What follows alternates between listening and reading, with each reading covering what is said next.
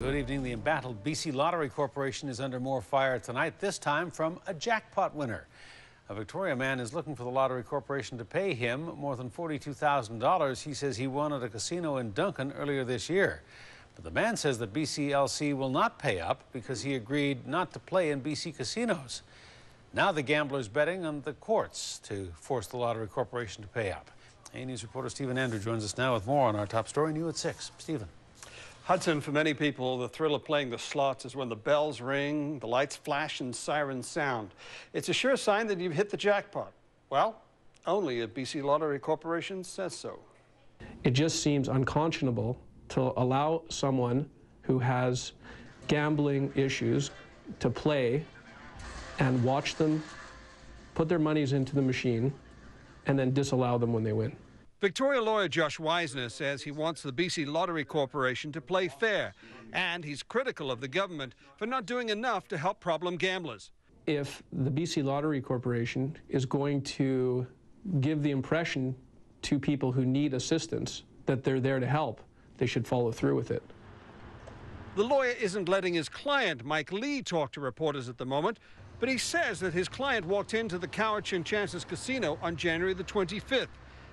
Lee played the slot machines and was up about $300 when he hit the jackpot, $42,500. He's elated that he won, and he went to cash out, and at that point he was denied his winnings. Mike Lee acknowledges at the time that he won that $42,500, he'd signed this form, a self-exclusionary agreement with the BC Lottery Corporation, where he voluntarily agreed that he wouldn't go into any casino in British Columbia.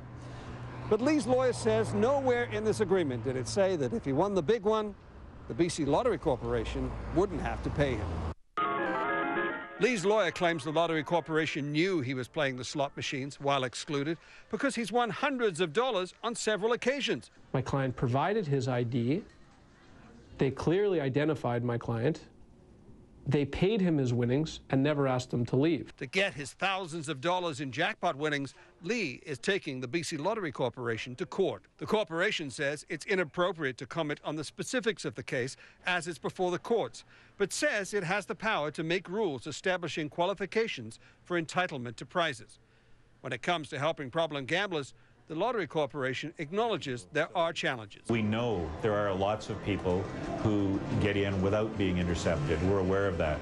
I would love to see systems that can help us stop everybody. It's just not practical. In this case, Lee's lawyer says it's just about being fair. If they're going to allow him to play and lose, they should allow him to play and win. Michael Lee hopes a judge will agree, and he will once again hit the jackpot.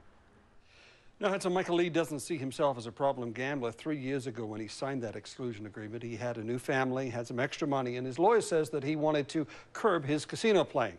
That agreement, by the way, ended in April. He hasn't signed another one. All right, we'll stay on the story, see what happens. Stephen, thank you. You're welcome.